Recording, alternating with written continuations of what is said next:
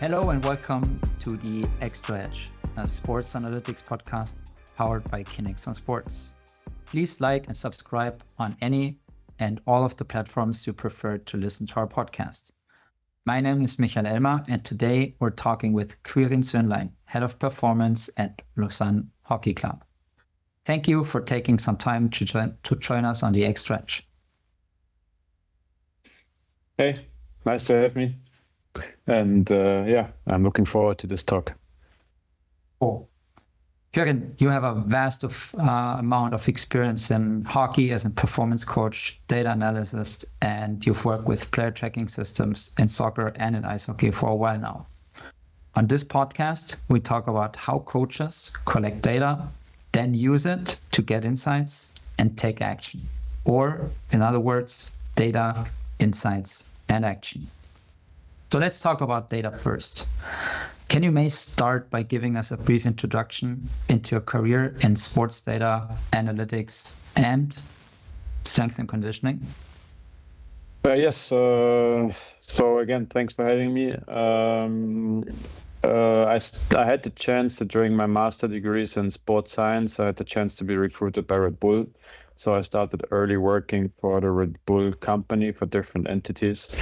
And Red Bull is a very technology, data-driven company where eventually you're going to touch data and you have to work with it. In 2013, they bought an ice hockey club in Munich, and I had the chance to really start working with LPS systems there, and to be one of the first clubs, I think, in Germany to be in touch with this type of tracking or event data.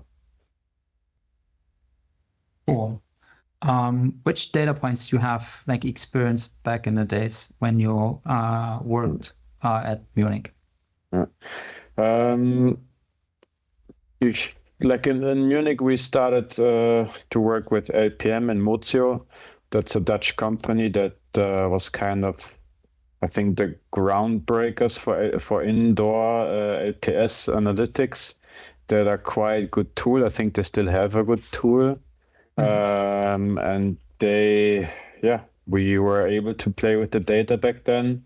We were able to start looking into things in 2013. And I think we were the first ones to do that in ice hockey properly, together with other Red Bull entities, obviously. But that's how it was. The data, or back then in 2013, the whole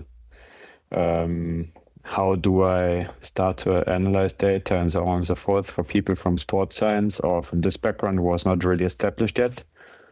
But I think it was a cool time to explore and to evolve and be part of the evolution. Awesome. And after a time in Munich, how was your work with data then? After Munich, during the time in Munich, I still your company Kinexon was founded back then in 2014, and Kinexon is the evolution of multiple LPS systems, I reckon. Right now we are Kinexon users, so it's easy to say that, but I was always during my time, I was always looking forward to work with Kinexon because of the evolutionary step you guys took from Emotio and then back to Kinexon. You've mentioned the evolution with sports data in general. How did your career evolve with the advent of sports data and analytics, or what inspired you to get into this field? Eventually, it's like for all of us, when you watch a team sports event or even like an individual sports event, I have an issue to not be too rational. I don't like the referee, for instance, so I will always be mad at the referee for some sort of decision. So I am emotionally biased in my judgment of the game, and the data kind of helps you to de-emotionalize the game and be more rational, either during the game or after the game. And that's essentially, this was the for me the rate, not the rate limiting step, but the step that I said, okay, I need to have data to have more insight and to have the chance, since I was not a hockey a professional hockey player myself to start to understand their sport. So one thing was the de-emotionalization, and the other thing was to actually understand their performance, because I was not a professional hockey player myself. And by time you get more data and more data and more data, you go down the rabbit hole that many of my colleagues probably still are in and still are on in this hole. And yeah, that's how I got into this field. Really to get to work with data, like not just descriptive statistics, but actually start to build statistical models was when I started my PhD. That's where I had to do big data and analytics. So I automatically was exposed to data, different type of data. But that's where I got really exposed to statistical models. And ever since, I'm trying to use them. I'm very fortunate to support you at Lausanne Hockey Club with my experience and being there for you with kind of the best support we try to deliver. And you've been working with our technology for a while now. What drew you to those systems initially, and how have they impact your work at all? I think for those who mix up GPS and LPS, so we maybe not our field, but people or coaches, they think, okay, you can do GPS tracking indoor. You can't, because the roof is closed. You have no satellite connection, right? So you need a sort of local positioning system, and then you have a market for it. You have a couple of providers. You have Kinexon, you have Catapult, you have Emotio, and since I knew the evolution of Kinexon and a bit the downsides of other systems, I pushed for our club to sign with Kinexon and get the tracking system on. In our stadium, it was it took us 2 years to get the system because there was not enough cabling under the roof, so it was actually quite costly to get the system. But we are using the system also from a marketing perspective. That means we sell data points to sponsors. And like this, we try to create some sort of revenue next to it in order to justify the system. So I think many of my colleagues and also myself, eventually, you ask the club to make a big investment into technology, and the first thing they're going to tell you is, no, that's too much money. So if you find a smart way to show them, okay, actually your system can create some revenue and the benefit of player tracking and having event data and drawing conclusions about your performance, it's a win-win for both sides. And with the Kinexon integrations that we have, it works really nice. Oh, and you and the club, you're very innovative when it comes to implementing tracking solutions. For all the listeners out there, Lausanne Hockey Club, they have 2 LPS systems installed in their facility. There's one system at the main arena, and they have a second LPS system in the practice facility within the same building. Let's talk about data usage, and especially within the collaboration with the coaching stuff. So you track every practice, you track every home game. What is the motivation behind this, and how do you collaborate with the coaches regarding the tracking data? So why do we track data? One is, like I mentioned earlier, to rationalize our performance and actually to understand it. And then we try to track every data or every practice that we have from under 20 all the way, from under 17 all the way up to our professional team. Why do we do those age groups? We want to see the evolution of players, and we want to see where those players have to get eventually. And since we started tracking, I think it's our 3rd year now, we have quite a bit of data that we can rely on and see the pathway, or define the pathway of players in terms of their physical exposure they need to be able to get to. How do we use it around the coaching staff or the professional coaches? I think it really depends on the coach. You'll have coaches that don't trust data because they think the data is replacing their job or their judgment. It's a bit similar to similar issues you face when you work with artificial intelligence or AI. They will not replace our jobs. They just help you to rationalize the performance. And also coaches, although they don't want to hear that always, they make emotional and non-rational judgments after games very quickly, unfortunately. The very good coaches, they are aware of this bias and they prevent themselves of doing this.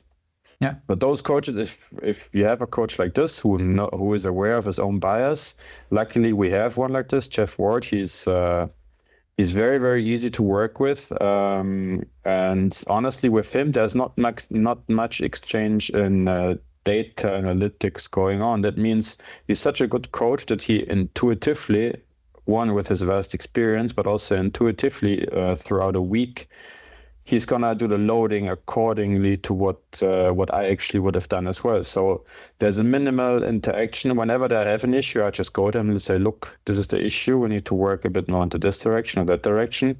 He says yes, and he does it. Of course, eventually our job is also, we are here to help. We are here to understand the performance. We're here to help the coaches. And this requires a certain hierarchy. That means the head coach is the boss. That means if he is telling you your data is nice and neat, I'm interested, but today I have to backskate them. I have to really skate them hard or destroy them because yesterday they misbehaved during a league game. Then it is what it is. Then you cannot. The data would tell you not to do it, but you go along anyway because the head coach decides like this. So. Yeah. And this is the second part of it, of data. You need to have the human approach with the guy who's eventually using it. So if you're an idiot and he's an idiot, like you can have as much good data as you want, you will not get any benefit out of it because you guys don't get along. Yeah, I absolutely agree. And when I talk to clients or coaches, I always mention the following fact that a tracking system is a puzzle piece in a very complex environment like team sports is. And I always advise them to never forget the human behind those numbers. I know that you take care of your athletes and you use those numbers with the right knowledge and pretty wise. And I'm pretty happy for you that you have with Geoff and good coach within your team. And I know him from the national team back in the days. And I'm pretty happy for you that you have good communication here and he smells like the load from your practices. Good setup, I would say. Let's talk about the advantages and the challenges of the data that we provide for you and that you use. So from your perspective, what are the primary advantages of using data in sports and especially in coaching? We are purely talking about physical data right now being tracked by Kinexon or by you guys. We have tactical data that is tracked from multiple angles. That means slowly but surely we get a holistic approach about understanding the performance of our ice hockey athletes. Just like by time, if you spend enough time with data, you realize that there's always something missing. And you have to go a layer deeper and another layer deeper and another layer deeper until you reach rock bottom and you find a solution to your problem. That means you find a technology solution to your problem to get the holistic view, or there's just nothing out there and you have to actually develop it.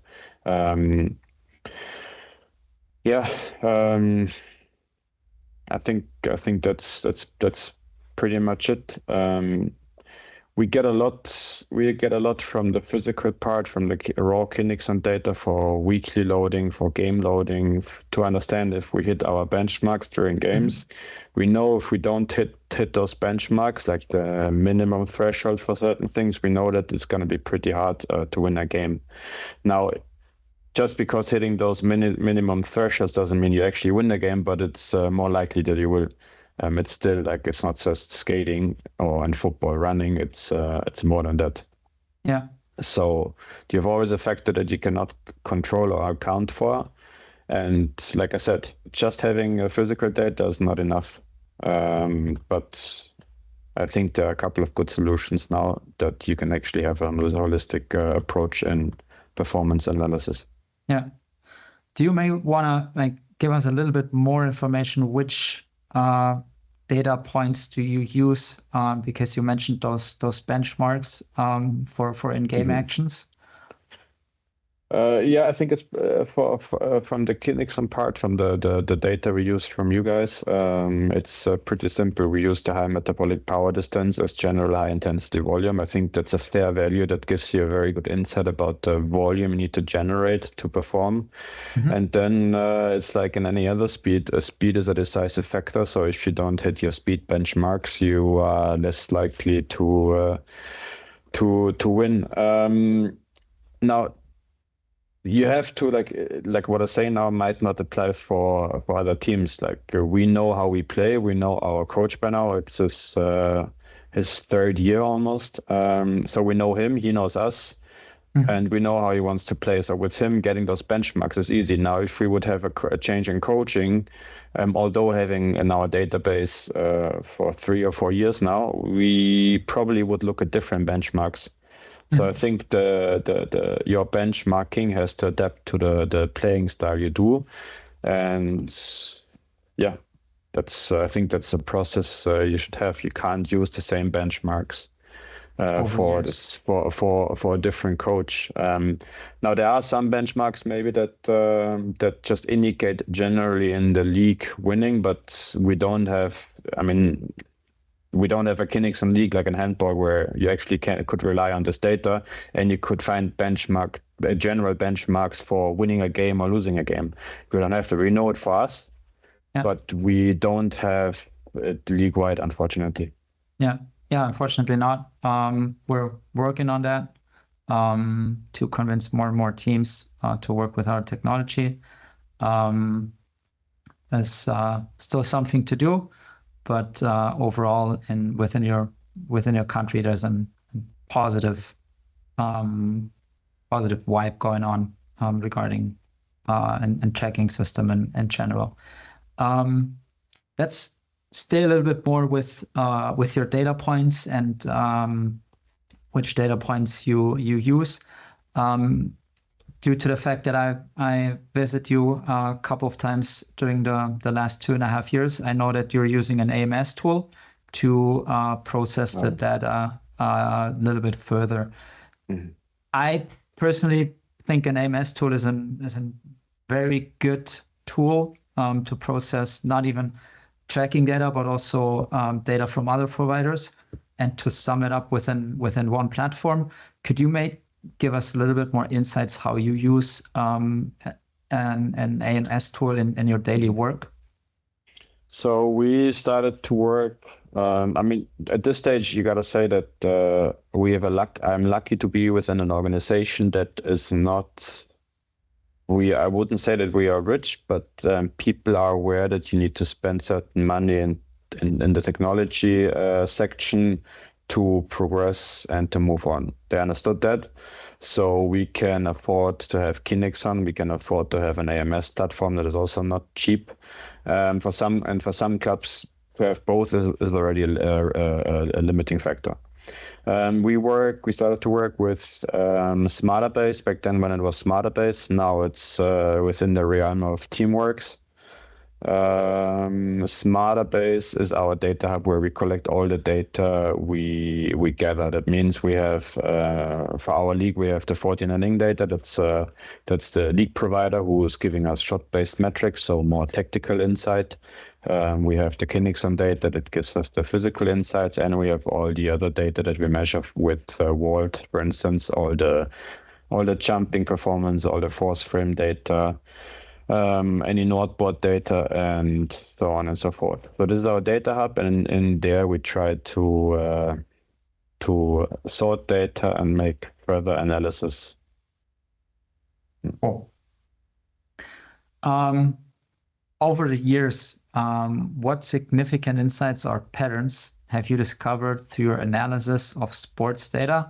And we can focus really on the last 2.5 years with LHC, because you have done a lot, and I think your work stands out because you not just do the tracking, you also analyze the data by yourself. You're writing scripts. So what have you discovered, especially through the last 2.5, 3 years, within hockey combined with tracking data? First, I think writing scripts now becomes more and more normal. That means I think all the good head of performances, performance analytics, sports scientists, or even strength and conditioning coaches, most of them now do their own analytics, meaning they download the raw data, they write scripts for themselves, because they understand that it's important to sort and tackle the data individually by himself, not customized, pre-customized by the provider you might get the data from.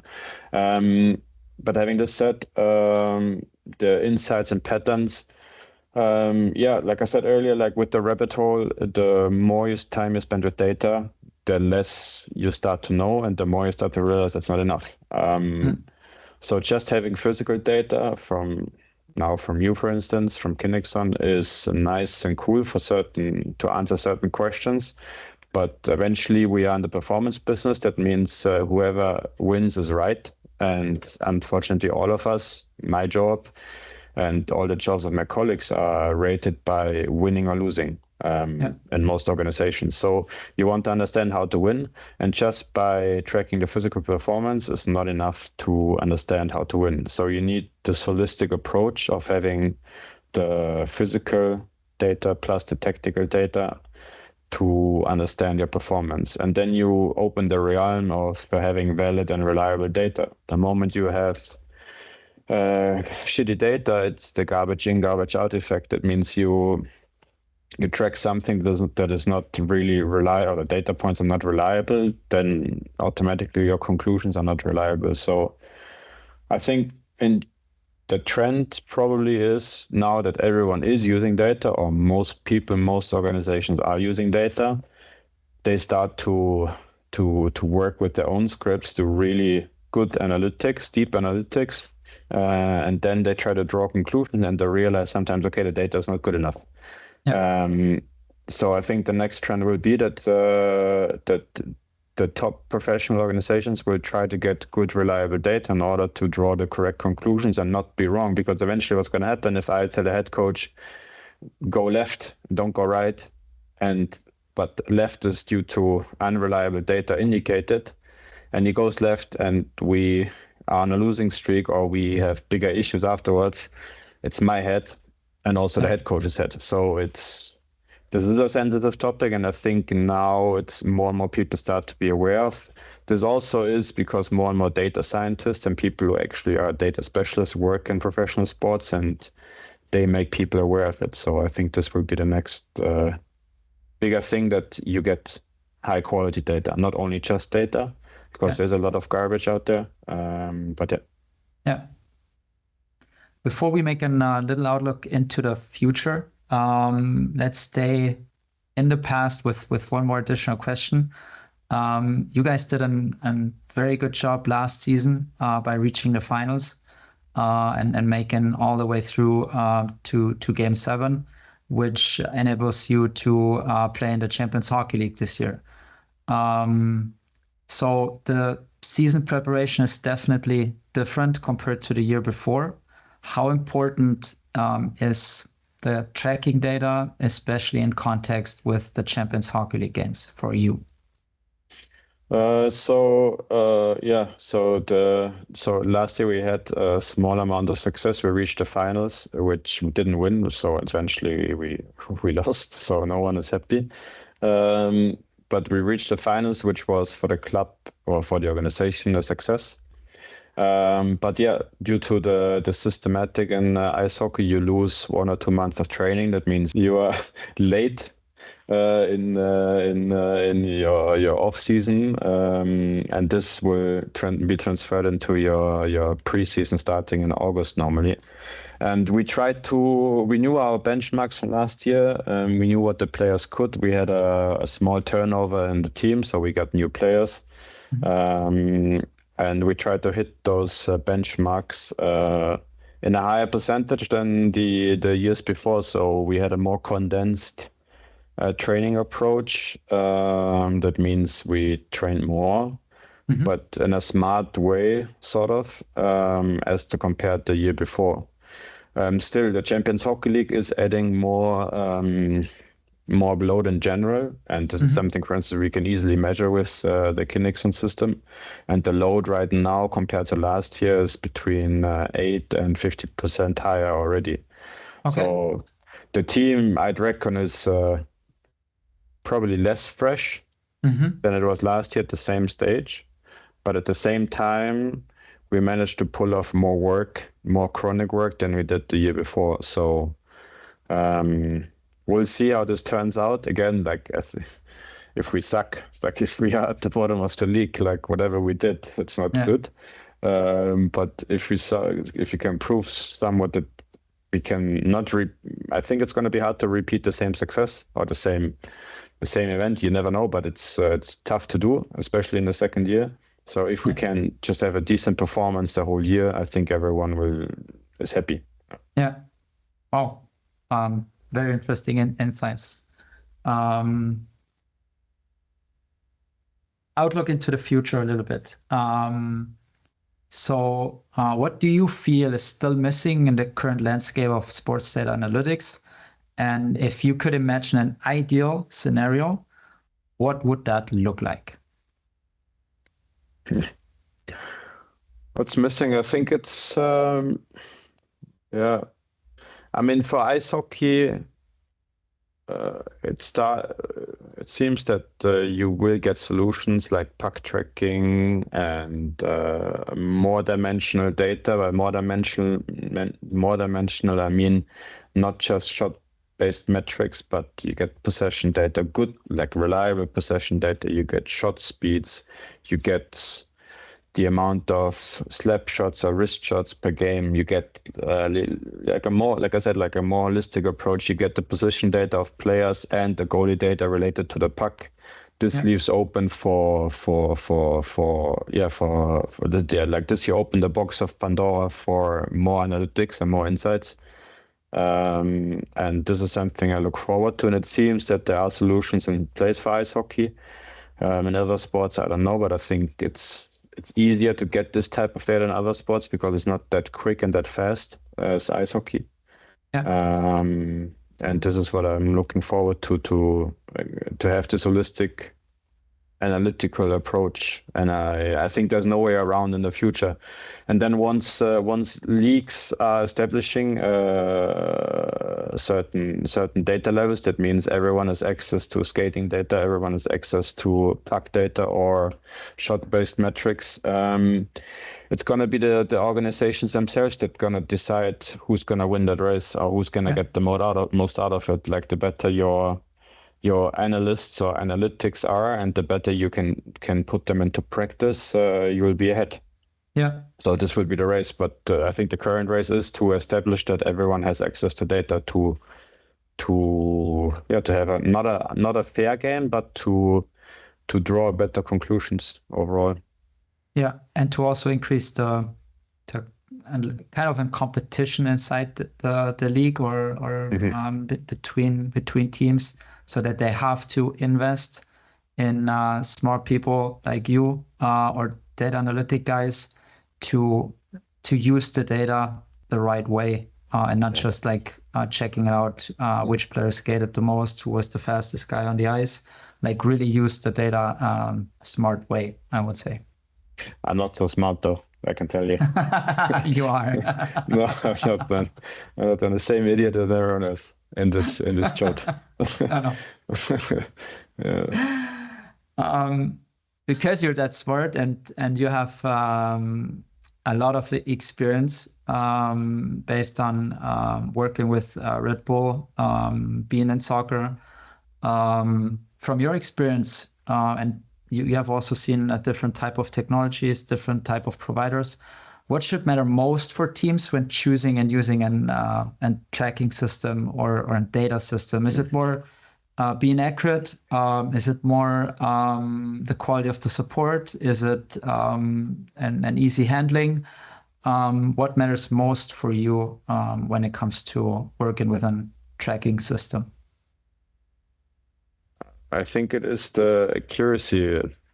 Like our jobs, if you use data to make decisions, you need to make sure that you have quality data. Or an acceptable level of quality data. Whatever your level of acceptance is, that's up to you. But I think you need to have an acceptable level of reliability in your data. If you don't have that, you might give the wrong consultations to your head coach or to your coaching staff. And if you do this falls back on you. Yeah. So I think there's a personal interest in having quality data.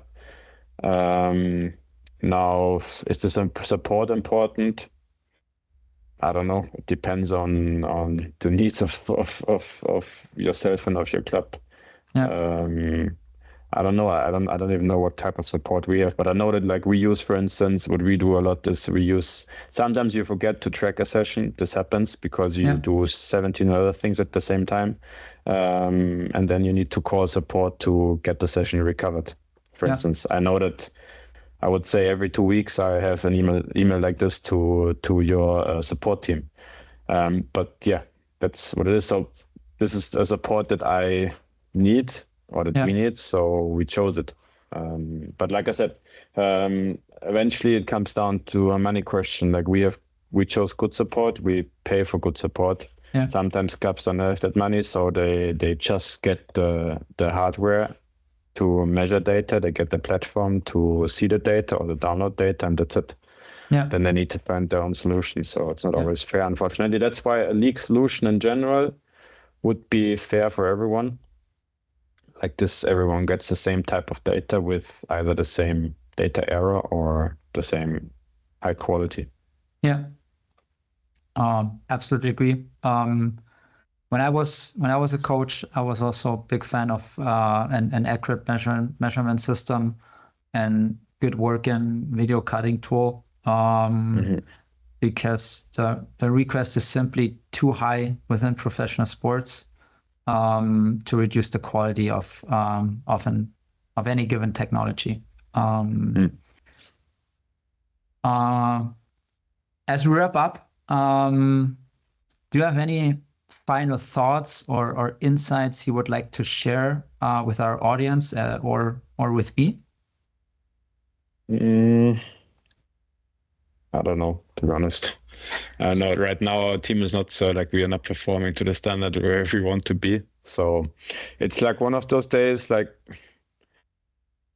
if it's not going well, or it's not going as, I wouldn't say it's not going well. If it doesn't go as expected, you get easily frustrated. And then for me, always personally, I spent hours looking at data to reassure myself.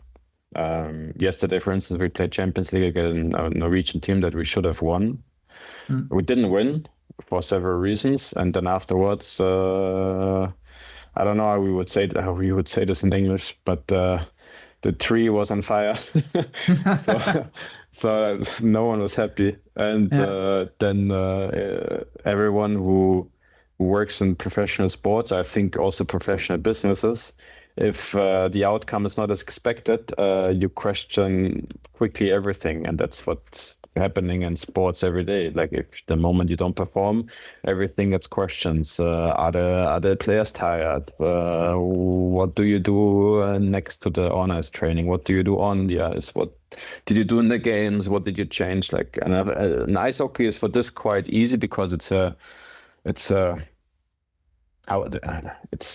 to say now. Now I'm not nice to my football friends, but it's a grown-up culture for this. In football and on soccer, it's way more. The coaches are flip-flopping way more frequently. Yeah. One day this, the next day this. So yeah, I mean, I know that's the only thing I can share. Like, and then like what I meant to say is that the data gives me personally reinsurance. And I can link that also to the coaches. That means we have emotional reactions. We discuss stuff that is correct or incorrect. And then later we sit down and they watch the video. I watch data. They watch data. We watch video together. We talk together. And then normally we find a good solution. Now, will the solution work or not? We don't know. Eventually the coaches are not playing on the ice and I'm not playing on the ice. So we can just find ways of solution to help the team. The team has to decide. Yeah. As you were mentioning the little link to soccer, in hockey we're fortunate to play at least 2 to 3 times per week, so you can correct the latest game pretty fast. The soccer players they have to wait normally a week, but this gives them also a little bit more time to practice. But I always liked it being in the flow, playing every second game, no matter if we played at home or on the road. I really like the I would say final question, because I started coaching with an young age, and you're experienced, and maybe there's some young coaches listening to our podcast. So what advice would you give to young professional coaches who are interested in pursuing a career in professional sports, and especially in sports data and analytics? I think the biggest thing is human. There are a lot of pretenders. There are a lot of people, thanks to Instagram or other social media platforms, that scream loud and they say, hey, here I am, I do this. There are so many good people in this professional sports world, they don't say a word. And normally those people who are successful, you don't find a lot online, you don't find a lot in the media, they don't share a lot because it is a weapon. So whatever you can create, whether it's, I mean, at base I'm a strength and conditioning coach. Whatever you can create for your competitive advantage, keep it for yourself. You will not find the real stuff. You don't find it on social media. This is one thing, because young kids now, like when we have interns, they quickly think they know a lot. One thing is there are a lot of resources now available. That means learning something it was never so easy to learn a skill or to learn something specific. But yeah. Try to be honest and direct. That's mostly the best way. Try to be polite. Don't try to f over other people. And try to learn from others. Like I said, okay, like our head coach is not a data scientist or a data analytics guy, but he has such a vast experience in this job that many things that we still can't measure today, he knows because he's in the job. Listen to those people. Listen to the old people in a specific sport and dissect what they are saying. And based on this, you can find your own truth or your own values and work up to them. Yeah, I absolutely agree. Quirin, if people have questions about analytics and want to reach out to you, how do they reach you? Normally not, because I don't share my stuff. How can you reach me? If you want, I can give you the email address, or you find me on LinkedIn. The chances that I respond to a LinkedIn is small, though. To be honest, like I'm not I think many people know this. Like now you have WhatsApp, you have Instagram, you have LinkedIn, you have emails. Like there are so many different channels of communicating. And if you work in pro sports, you work a lot. Yeah. Then I have family next to it, so it's hard to get into those communications. But I would say LinkedIn, or if someone is really interested, reach out to you, and then you give my contact details. I think that's the easiest. If someone really listens to the podcast and he wants to know more, or I don't know, wants to have a talk or a chat, yeah, for sure. I'm always there to help. Yes, I'm always there to help, but try contact Michi to get the details. I think that's fair. If not, try LinkedIn or something else. Yeah. That's sounds like a good plan. You can also find me on LinkedIn. So you can reach out to me as well, and then I will bring you in touch. But please prepare a good question. Quirin, thank you very much for joining us. To all the listeners, if you know a great coach who's doing great things, winning games, and doing it with sports data and analytics, we want to hear about them. We may ask them to be a future guest on the podcast, and then producing a nice episode like we have produced today.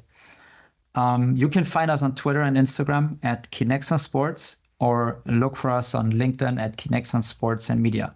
Remember, we want you to innovate the game by collecting the data, getting those insights, and turning those insights into action. We'll see you next time. Thanks for listening. Bye-bye.